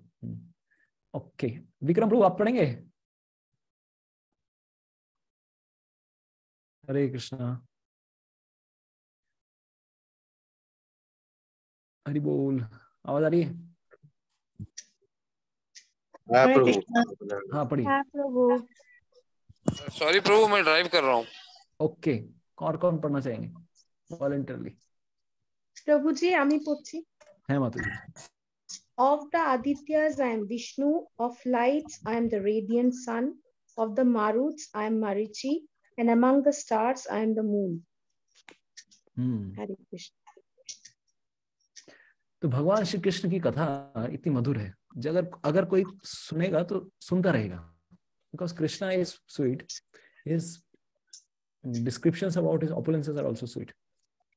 तो भगवान बता रहे हैं, पहला जो सेक्शन आ रहा है, आदित्यों में मैं कौन हूं। 12 आदित्य हैं, पता है 12 आदित्य। अदिति के पुत्र, अदिति के पुत्र में बताइए 12। ठीक है, 12, नंबर 12 रिप्रेजेंट्स 12 आदित्य। अभी मतलब एक आदित्य का मतलब क्या है? एक आदित्य का मतलब होता है सूर्य, राइट। दूसरा आदित्य का मतलब ये भी है कि अदिति के पुत्र। ऑफ कोर्स सूर्य देव भी अदिति के ही पुत्र हैं, लेकिन 12 आदित्यों में इंद्रदेव अदिति के पुत्र हुए हैं, उपेंद्र, वामन देव, और कौन है साथ ही साथ सूर्य देव। इस प्रकार से 12 पुत्र हुए। ठीक है, तो देवताओं में मैं प्रमुख हूं। कृष्णा इज टेलिंग हियर 12 आदित्यों में I am the prominent one. Aditi के पुत्रों में मैं प्रमुख हूं। कौन हूं मैं? विष्णु। क्योंकि वामन देव बन के जब वो आए थे, क्यों 3 पग भूमि लेकर उन्होंने पूरे जगत को नाप लिया। He just crossed the entire universe in just 3 steps. Then luminaries, among the luminaries मैं क्या हूं? मैं सूर्य हूं। मैं मरुतों में, मैं वायु में मैं क्या हूं? मरीचि। और मैं नक्षत्रों में कौन हूं? चंद्रमा। ठीक है, तो भगवान श्री कृष्ण यहाँ पर क्या बता रहे हैं? तो there are 12 Adityas which Krishna is principal. तो प्रभुपाद जी ने यहाँ पर बताया there are 50 varieties of wind blowing in space, and of these winds the controlling deity Marichi represents Krishna। ठीक है, तो मरुत है ना, मारुति हम लोग बोलते हैं, पवन पुत्र मारुति या हनुमान जी। मारुत जो होते हैं वो पवन को कंट्रोल करने वाले हैं। पवन को कंट्रोल करने के लिए बहुत सारे देवता हैं। तो क्योंकि वो पवन पुत्र थे इसलिए मारुति भी नाम है हनुमान जी का एक, ठीक है। मरुत के पुत्र हुए हैं, पवन देव के पुत्र हुए हैं। तो ये सब भगवान यहाँ पर बता रहे हैं, आई am the best of everyone, ठीक है। तो एक जो इंपॉर्टेंट यहाँ पे सेक्शन आता है, जो उसको पढ़ के मेरे स्टार्टिंग में इनिशियल डेज में, और हर कोई जो भी नया व्यक्ति है उसको भी थोड़ा कंफ्यूजन होगा कि उन्होंने क्या बताया, मैं नक्षत्रों में मैं क्या हूं, मैं चंद्रमा हूं। नक्षत्र किसको कहते हैं? नक्षत्र मतलब रात्रि के समय जो भी हमें दिख रहा है चमकते हुए, हाँ, कॉन्स्टेलेशन, हाँ, कॉन्स्टेलेशन चमकते हुए, उन सबको नक्षत्र कहा जाता है। तो हमारे हिसाब से, हमारे डेफिनेशन के हिसाब से नक्षत्र मतलब सितारे होते हैं। लेकिन कृष्ण क्या बता रहे हैं, सितारों में मैं चंद्रमा हूं। अभी चंद्रमा थोड़ी ना सितारा है, वो तो एक क्या है, इट्स जस्ट अ प्लैनेट। तो अपने फिजिक्स की डेफिनेशन और भगवत गीता में भगवान श्री कृष्ण ये जो बता रहे हैं ऊपर कंफ्यूजन क्रिएट कर देता है कि चंद्रमा किस तरह से नक्षत्र हो सकता है। प्रभुपाद जी ने भी ऐसा ये कंपैरिजन किया, among the stars I am the moon, ठीक है। तो ये इसका मतलब क्या है? तो यहाँ पर हम देखिए वैदिक टर्मिनोलॉजीज में नक्षत्र का मतलब क्या होता है। नक्षत्र मतलब वो जो रात्रि के समय प्रज्वलित हो रहे हैं, ठीक है, रात्रि के समय हमें मार्गदर्शन कर रहे हैं, नक्षत्र। तो 27 नक्षत्र हैं, प्रमुख नक्षत्र हैं, और जो कि चंद्रमा की ही पत्नियां हैं। किसी को पता है? Moon has got 27 wives. 27 पुत्रियां किन? वो श्रीमद् भागवतम में मेंशन आता है, दक्ष प्रजापति की 27 पुत्रियां हुई, और 27 पुत्रियों का विवाह वो चंद्रमा से करते हैं। और एक पुत्र भी था जिसका नाम है अभिजीत। अभिजीत एक मतलब टोटल 28 पुत्र पुत्रियां थी। अभिजीत भी नक्षत्र है, और बाकी 27 are women, they are feminine gender, they are feminine मतलब। तो अगर देखा जाए तो 27 में से 28वां जो है अभिजीत मुहूर्त, इसीलिए दिन में एक बार अभिजीत मुहूर्त का एक समय आता है, और बाकी 27 नक्षत्र का एक साइकिल चलता है। तो चंद्रमा का रोल क्या है? इन 27 नक्षत्रों में वो ट्रैवल करते हैं रात्रि के समय, जब वो पूरे चक्कर लगाते हैं पृथ्वी के, तो 27 नक्षत्रों के वो को ट्रैवल करते हैं। क्योंकि एक समय ऐसा भी हुआ जिसकी किस कारणवश उनका नाम, ये जो सोमनाथ हम जो जानते हैं, सोमनाथ की कहानी कहाँ से आई? तो 27 पत्नियों में उनकी जो सबसे प्रिय पत्नी थी उनका नाम था क्या? कौन सी नक्षत्र उनके लिए सबसे प्रिय थी, बता सकते हैं? चंद्रमा, Rohini. Rohini, yes, thank you. Rohini तो रोहिणी नक्षत्र, ठीक है। तो रोहिणी नक्षत्र उनके मतलब रोहिणी के साथ ही वो ज्यादा समय बिताते थे। अभी बाकी 26 पत्नियां बिगड़ गई एकदम, बोले हमको टाइम ही नहीं देते। तो उन्होंने कंप्लेन कर दिया दक्ष प्रजापति को। तो दक्ष प्रजापति इतने आग बबूला हो गए कि अपने ही जमाई को उन्होंने अभिशाप दे दिया कि तुम अपनी सुंदरता पे इतना अभिमान करते हो, तुम देखने में बड़ा सुंदर हो इसलिए बहुत तुम्हें अभिमान है, अरे बाकी मेरी पुत्रियां एकदम तुम्हारे संग को लालायित हो जा रही, they are not able to get your time. तो मैं तुम्हें अभिशाप देता हूँ, तुम्हारी जो सुंदरता है उसका क्या हो जाएगा? ह्रास हो जाएगा, इट विल बिकम डिमिनिश्ड। वो एक तरह से पूरी तरह से तुम क्रूप बन जाओगे। तो ये सुन के तुमको क्षय रोग हो जाएगा, यू विल गेट ट्यूबरक्लोसिस, क्षय रोग। तो ये जब सुना चंद्रमा ने तो पूर्ण रूप से बहुत ही उनके अपने ससुर जी के पैर पड़ते हैं, अरे भाई कोई तो उपाय बताइए। तो उन्होंने फिर बताया कि ठीक है, लाइक यू कैन डू तपस्या करो, और उसके द्वारा तुम इस अभिशाप को तुम नलीफाई कर सकते हो। तो उन्होंने जिस स्थान पर जाके तपस्या की उस स्थान का नाम है, बताइए, विच प्लेस? सोमनाथ का जो स्थान है उसको एक और नाम भी है, what is that? Somnath Prabhas क्षेत्र। तो प्रभास क्षेत्र में जाते हैं, गुजरात के प्रभास तट पे जाकर वो तपस्या करते हैं। तो प्रभास महात्म्य में अगर आप कभी, हमारी जब सोमनाथ यात्रा होगी, फ्यूचर में होगी जरूर, तो जब द्वारका लेके जाएंगे तो सोमनाथ भी लेके जाएंगे। तो सोमनाथ की जब यात्रा करते हैं हम, तब हम ये कथा बताते हैं। तो चंद्रमा ने बहुत हजारों सालों तक तपस्या की थी, हजारों सालों तक। तो इस कारणवश शिवजी उनसे प्रसन्न होते हैं और आके दर्शन देते हैं और कहते हैं कि चिंता मत करो, तुम्हारी इस अभिशाप को मैं थोड़ा मॉडिफाई कर देता हूँ। तो 15 दिन तुम्हारा क्या होगा? स्वरूप क्षय होगा, लेकिन 15 दिन के बाद फिर तुम्हारा क्या होगा? 14-15 दिन के बाद फिर से तुम्हारी ब्यूटी फिर से तुम्हें रिगेन होगी। तो 15 दिन तुम्हारा हेल्थ बेटर हो जाएगा, 15 दिन तुम्हारा जो एक एक जो कला है तुम्हारी कम होने लगेगी। तो ये उन्होंने वरदान दिया। तो इसीलिए चूंकि उन्होंने सोमनाथ चंद्रमा के नाथ हुए, चंद्रमा के वो अधिष्ठाता देव हुए, इसी चंद्रमा ने उनको वर्शिप किया था, इसीलिए उस स्थान का नाम पड़ा सोमनाथ। ठीक है, तो यहाँ पर जो शब्द आया है कि मैं नक्षत्रों में मैं क्या हूँ, I am among the luminaries, I am the moon. तो जो भी रात्रि के समय जगमगाते हैं वो सब के सब सूर्य से ही रोशनी लेते हैं। ठीक है, सब के सब सूर्य से रोशनी लेते हैं। तो यहाँ तक कि ये भी एक रिवॉल्यूशनरी कॉन्सेप्ट है कि जितने भी सितारे हैं उनको भी रोशनी सूर्य से ही मिल रही है। हम लोग को लगता है कि बाकी जितने भी सितारे हैं they are separate suns, which is not the fact. Bhagavatam हमें ये बताता है उनका नाम नक्षत्र है। इस संसार में स्टार या principal star is only one, with that is sun. तो श्रीमद् भागवतम में पंचम स्कंद जब पढ़ेंगे तब हमारी कॉन्सेप्ट और ज्यादा अच्छे से समझ में आएगा, क्योंकि महाभारत में और तो और श्रीमद् भागवतम में बाकी नक्षत्रों के बारे में भी डिस्क्रिप्शन आता है। तो वहां पर डिस्क्रिप्शन ये आता है कि ये जो नक्षत्र हैं ये भी एक प्रकार से रथ है, दे आर एक्चुअली चैरियट्स। जैसे सूर्य है, चंद्रमा है, मंगल है, ये सब एक प्रकार से उन देवताओं के रथ होते हैं, दे आर एक्चुअली चैरियट्स। ठीक है, समझ में आ रहा है आपको? चैरियट मतलब क्या?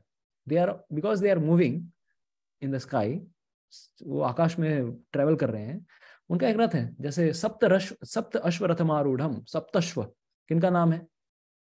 7 घोड़ों वाले कौन है बताइए? सूर्यदेव। सूर्यदेव का भी रथ है। अभी अगर हम दूरबीन लगा के देखेंगे सूर्यदेव का तो रथ नहीं दिख रहा है वहां पर, हाँ, but Suryadev is also having chariot. चंद्रमा का भी रथ है। तो अपने अपनी वेलोसिटी से वो लोग घूम रहे हैं। इवन नक्षत्रों को भी बताया गया कि they are also like chariots. तो जो भी अभी महाभारत में एक डिस्क्रिप्शन आता है, जो मैंने भक्ति वैभव के क्लासेस में अटेंड किया था जब, तो मैं बता रहा हूँ कि हमारे एक प्रभु जी आए थे, पवनेश्वर प्रभु चौपाटी से। तो उन्होंने कैंटो 5 बहुत डिस्क्रिप्शन में बहुत, क्योंकि कैंटो 5 काफी टेक्निकल है, श्रीमद् भागवतम का जो पंचम स्कंद है। तो वहां पर वो बताते हैं कि महाभारत में डिस्क्रिप्शन आता है, तो अर्जुन एक समय देवताओं के लोकों में जाते हैं, तो बहुत लोगों के रथ देख रहे हैं वो, अरे यहाँ पे एक रथ है, यहाँ पर भी रथ है, यहाँ पर भी रथ है। तो वो पता चलता है रथ नहीं है, वो तो नक्षत्र है। They are chariots of various living entities, various demigods. भिन्न भिन्न देवताओं के रथ हैं, वो पार्क किया हुआ रखा हुआ है उधर। ठीक है, तो इस प्रकार से नक्षत्रों की डिस्क्रिप्शन इस प्रकार से आती है। ठीक है, हरे कृष्णा। तो थोड़ा अजीब लगेगा ये सब कॉन्सेप्ट, क्योंकि जब जितना हमारा फिजिक्स का बैकग्राउंड है, मॉडर्न साइंस का बैकग्राउंड है, और उसके बाद हम जब सुनते हैं कि chandrama is also one of the nakshatra, it is not a planet, it is considered an illuminary. तो ये थोड़ा कुछ रिवॉल्यूशनरी कंसेप्ट आया था, क्योंकि श्रील प्रभुपाद स्टार्स को भी क्या कंसेप्ट क्लियर कर रहे हैं, therefore the stars that twinkle in the sky also reflect the light of the sun। तो ये मेरे लिए जब पहली बार मैंने भगवद गीता पढ़ी, हाँ, ये थोड़ा मेरे लिए रिवॉल्यूशनरी कॉन्सेप्ट था। हाँ, हरे कृष्णा। एक बड़ो ये हमार छेले हरे Krishna. The theory that there are many suns within the universe is not accepted by Vedic literature. The sun is one, and as by the reflection of the sun, the moon illuminates, so also do the stars। तो ये थोड़ा concept आपको बहुत बार क्या होता है कि बहुत हमारी साइंस बैकग्राउंड से आए हुए हैं, ये हमें समझ में नहीं आता है कैसे हो सकता है। जो नक्षत्र हैं, जो तारे हैं, वो तारे वो सूर्य समान नहीं है, वो क्या है, एक तरह से सूर्य की ही रोशनी को वो परावर्तित कर रहे हैं। तो ये कभी कभार हमें समझ में नहीं आता है। ठीक, ओके, नेक्स्ट एक और श्लोक करेंगे या फिर उसके बाद हम आज यहीं पर क्लोज करेंगे। तो म्यूटिंग अनम्यूट कर लीजिए अपने आप को। वेदानां सामवेदोऽस्मि, देवानाम् अस्मि वासव, इंद्रियाणां मनश्चास्मि,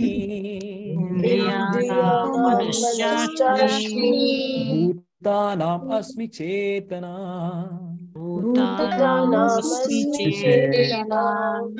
वेदों में मैं क्या हूँ? सामवेद हूँ। सामवेद म्यूजिक को डिस्क्राइब करता है, तो आई am the best of that. वेदों में मैं सामवेद हूँ। देवताओं में मैं कौन हूँ? इंद्र हूँ, शक्तिशाली, he is the source of strength. स्वर्गों का राजा। इंद्रियों में मैं क्या कौन हूँ? मैं मन हूँ। देयर आर 11 इंद्रियस, 5 कर्मेंद्रिय, 5 ज्ञानेंद्रिय, और 11वां क्या है? इंद्रियों का राजा मन।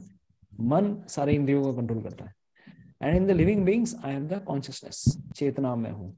चेतना, क्योंकि चेतना ही हमें इस शरीर को चलाती है, ठीक है। तो यहाँ पर ये बताते हैं। ओके, सब छोटे छोटे श्लोक है, मैं 2-4 श्लोक और ले लेता हूँ, ठीक है। There are very simple shlokas, ज्यादा कुछ डिस्क्रिप्शन नहीं है इसमें, ठीक है। रुद्राणाम शंकरश्चास्मि,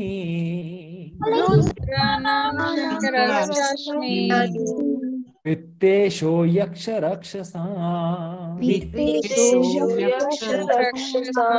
वसुनां पावकश्चास्मि,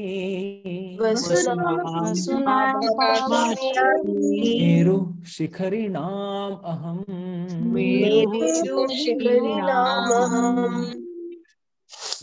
रुद्र में मैं कौन हूँ? शिव हूँ। क्योंकि शिव जी की जब सृष्टि हुई तो ब्रह्मा जी के वो भौहों से वो निकले थे। ब्रह्मा जी जब क्रोधित हो गए कि 4 कुमार तुम लोग संतान उत्पत्ति नहीं कर रहे हो, तुम मेरी बात नहीं सुन रहे हो, तो उस समय इतने क्रोधित हो गए थे, उनकी आंखें लाल हो गई थी। तो ब्रह्मा जी के भौहों के बीच में से शिव जी की सृष्टि हुई। तो चूंकि वो बालक, एक छोटा सा बालक उनकी भौहों से निकला और रो रहा था वो, इसलिए उनका नाम क्या रखा उन्होंने? पहला जो प्राइमरी नाम रखा शिव जी का नाम, वो था रुद्र। और उनको उन्होंने स्थान दिया। तो वो बच्चा रोता, वो बोलता है मुझे मेरा नाम बताइए, मेरा कार्य बताइए। तब ब्रह्मा जी उनको नाम देते हैं। ये श्रीमद् भागवतम के 3रे स्कंद में आता है ये सब। तो तुमको मैं 11 मैं क्या देता हूँ? नाम देता हूँ। और तुम्हें 11 रुद्राणियां भी दूंगा। तो तुम 11 रुद्र बनोगे और तुम्हारे 11 रुद्राणियां भी होंगी। तो Hanuman ji is one of the 11 Rudras. Hanuman ji जो है शिव जी के ही एक अंश है, ठीक है। 11 रुद्रों में से एक रुद्र है। तो ये वहां पर आता है कि रुद्राणाम शंकरश्चास्मि, रुद्रों में मैं क्या हूं? मैं शंकर हूं। वित्तेशो यक्ष रक्षसां, वित्तेशो मतलब क्या? जो वित्त की रक्षा करता है, वित्त की के ईश हैं। तो देवताओं के बैंकर कौन है? कुबेर। कुबेर ही क्या करते हैं? देवताओं के जो खजांची हैं, खजांची या फिर खजाने की रक्षा करने वाले हैं। तो उन्हें कहा जाता है यक्षों के वो लीडर है यक्ष। यक्ष मतलब क्या? यक्ष का मतलब हुआ, देखा होगा ना आपने बहुत सारे जिन विन नाम सुना होगा बहुत बार। जिन खजाने में बोली ना प्रभु, जिनका खजाना बांग्ला की जक्ष बोली। हाँ, বাংলা কি যক্ষ যক্ষ যক্ষ যক্ষ মানে ধন ধন মানে धन दौलत ये लोग रक्षा करते हैं। और इनका ये जो रक्षा करेंगे खजाने की, इसका धन कोई यूज भी नहीं कर सकता। ऐसा ये मतलब शापित धन होता है। भले ही आप इसको लेके आ जाओ, पूरा घोस्ट हॉन्टेड बना देंगे सब कुछ, ठीक है। तो यक्षों के पास धन रहता है क्योंकि ये लोग कुबेर के सब एसोसिएट्स हैं, ठीक है। कुबेर के ही अनुचर हैं और ये लोग हायर डायमेंशन में रहते हैं। जब महाभारत में एक डिस्क्रिप्शन आता है, भीमसेन जाते हैं उत्तर की ओर, क्यों? सौगंधी का पुष्प लेने के लिए, द्रौपदी के लिए। द्रौपदी के लिए जब पुष्प लेने के लिए जाते हैं, तब आगे चल के क्या होता है? यक्ष लोग जो इतने सारे जो कमल पुष्प थे, इतने सारे कमल पुष्प थे, तो उनमें से एक पुष्प नदी में तैरते तैरते आया था। तो द्रौपदी बोलती है कि मेरे लिए और पुष्प लेके आएंगे? तो भीम बोलता है जरूर जरूर लेके आऊंगा। तो वो आगे जाकर जैसे ही उस बगीचे में पहुंचते हैं, बगीचे के आसपास देखते हैं, क्योंकि ये थोड़ा हायर डायमेंशन में था, स्वर्ग लोगों के, मतलब स्वर्ग लोग नहीं, स्वर्ग लोग और भूलोक, इन दोनों के बीच में। तो कुबेर के ये जो अनुचर जो थे, ये लोग रक्षा कर रहे थे।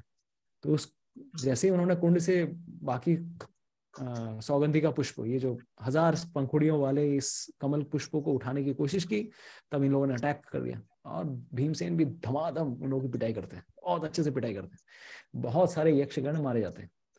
तो फिर लास्ट में कुबेर आते हैं, फिर वो बोलते हैं अरे आपने क्या तो फिर कुबेर, भीमसेन को भी पता चलता है कि भाई मैंने इनके एसोसिएट्स को मार दिया है। तो फिर वो भी क्षमा याचना मांगते हैं। तो फिर उसके बाद कुबेर दिल खुश होकर बोलते हैं कि आप जितने जो लेके जाना चाहते हैं लेके जाइए, चिंता मत कीजिए, don't worry, whatever you want to take from here you can take. तो उनका डायमेंशन महाभारत में आता है, ये सब डिस्क्रिप्शन आता है कि यक्ष लोग कहाँ रहते हैं। तो यक्षों में मैं क्या कौन हूँ? मैं कुबेर हूँ। वसुओं में मैं कौन हूँ? अग्नि, ठीक है। 8 वसु है, तो मैं उसमें क्या हूँ? अग्नि हूँ। और पर्वतों में मैं कौन हूँ? मेरु। तो मेरु पर्वत कहाँ है? किसी को पता है? मेरु पर्वत कहाँ है? ब्रह्मांड के केंद्र में मेरु पर्वत है। This is the centre of the universe, उसी के अराउंड सारे ब्रह्मांड, सारे सितारे, सारे के सारे प्लैनेट्स सब रिवॉल्व कर रहे हैं उसके अराउंड। मेरू प्रभु এটাকে আমরা কুমেরু বলি কি? কুমেরু, मेरू सुमेरु एक ही, ठीक है। अच्छा ठीक है। इस 1 लाख योजनास इन हाइट, 12 लाख किलोमीटर उसकी हाइट है, ठीक है। और दिखता नहीं है, सोने से बना हुआ है, इट इज कंप्लीटली गोल्डन, और इनके ऊपर देवता लोग निवास करते हैं, ठीक है। It is on a higher dimension, इसलिए हमें दिखते नहीं, ठीक है। तो अर्जुन इनके ऊपर ठीक पहुंचे थे, सुमेरु पर्वत के ऊपर जाके 5 दिन रह के आए थे। भले ही वो वहां 5 दिन रह के आए थे, यहाँ पर 5 साल निकल गए थे, बिकॉज देवताओं के हिसाब से एक दिन मतलब पर 1 साल निकल जाना। ओके, थोड़ा अनम्यूट कर लीजिए अपने आप को। पुरोधसां च मुख्यं मां विद्धि पार्थ बृहस्पतिं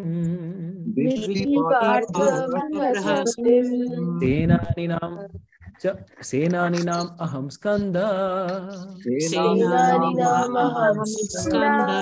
सरसाम् अस्मि सागरः। अर्जुन तुम मुझे क्या मानो? बृहस्पति। किसमें बृहस्पति मानो? पुरोधसाम, पुरोहितों में मैं कौन हूँ? बृहस्पति हूँ, ठीक है। Of all priest I am the Brihaspati one. विद्धि पार्थ बृहस्पति। सेनानी नाम अहम स्कंद, सेनानियों में कौन हूँ मैं? मिलिट्री जनरल्स में मैं कौन हूँ? स्कंद। स्कंद मतलब, स्कंद कौन है बताइए? कार्तिक, ठीक है। तो कार्तिक के जन्म की तो एक और बहुत बड़ी लीला है। शिव जी के पुत्र कार्तिक किस प्रकार से हुए, उनके वीर्य को किस प्रकार से ट्रांसफर किया जाता है गंगा से फिर वो किस प्रकार से वो ट्रांसफर होती है उनका वीर्य, बहुत बड़ी कहानी है। हम may be in some class we will try to discuss. सरसाम अस्मि सागर, तो रामायण में बहुत बड़ी लीला आती है, कार्तिक का जन्म किस प्रकार से हुआ, ठीक है। और सरसाम अस्मि सागर, तो जलों के जलाशय में मैं क्या हूँ? मैं सागर हूँ। तो इस प्रकार से वो अपनी महानता के बारे में बता रहे हैं। One more shloka will take and then will end. महर्षिणां भृगुरहं, महर्षिणां भृगुरहं, गिराम् अस्मि एकम् अक्षरम्,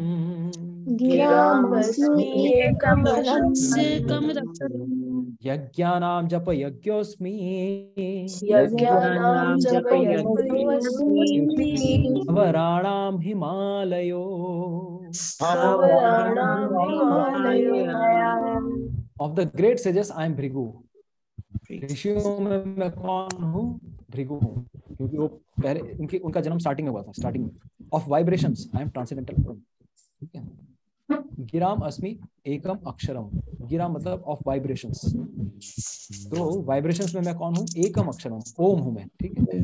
यज्ञानाम जप यज्ञोस्मि, यज्ञों में मैं क्या हूँ? जप यज्ञ, मंत्र जाप। यज्ञों में मतलब, इसीलिए हम जो भगवान कृष्ण का नाम जप कर रहे हैं ये भी एक तरह से यज्ञ है, और कलियुग में तो सबसे महान यज्ञ है, ठीक है। और स्थावराणाम हिमालयो, स्थावरों में मैं कौन हूँ? हिमालय हूँ, मतलब जो स्टेबल ऑब्जेक्ट्स हैं, जो मूव नहीं करते हैं, स्थावर, उसमें मैं क्या हूँ? हिमालय हूँ, ठीक है। तो यहाँ पे श्रील प्रभुपाद बताते हैं कि of all the transcendental vibrations Omkar represents Krishna, and moreover Omkar is also there in Hare Krishna mahamantra. किसी और सेक्शन में श्रील प्रभुपाद बताते हैं कि ओमकार जो है हरे कृष्ण महामंत्र के अंदर ही निहित है, कहीं और ढूंढने की जरूरत नहीं है, आपको अलग से ओमकार जप करने की जरूरत नहीं है। ओमकार थोड़ा इम्पर्सनल हो जाता है, लेकिन कृष्ण का नाम तो पूर्ण रूप से पर्सनल है। Of all the sacrifices the chanting of Hare Krishna Krishna Krishna Hare Hare, Hare Ram Ram Ram Hare Hare is the purest representation of Krishna, ठीक है। But sometimes animal sacrifices are recommended, but in the sacrifice of Hare Krishna, there is no question of violence. It is the simplest and purest. भगवान का नाम जब इससे simple और कुछ हो ही नहीं सकता, ठीक है। तो अभी तक हम लोगों ने क्या देखा? 21, 22, 23, 24, 25, ये 5, 1, 2, 3, 4, 5 श्लोक हम लोगों ने आज किए हरे कृष्ण। तो यहाँ पर हम आज विराम देते हैं। तो नेक्स्ट क्लास में हम लोग आगे भी करेंगे, मे बी शुक्रवार को हम एक और क्लास करेंगे। In Friday evening we will try to take one extra class, ठीक है। हरे कृष्ण। कोई प्रश्न?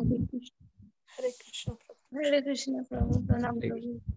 श्रील प्रभुपाद की जय, श्रीमद् भगवद गीता की जय। क्विज आएगा, क्विज थोड़ा क्विज अटेम्प्ट कीजिएगा, बहुत दिनों बाद हम क्विज भेज रहे हैं, 1 महीने के बाद क्विज अटेम्प्ट करने के बाद फिर हम लोग next Friday we will have another session. Okay, Hare Krishna. Srila Prabhupada की जय।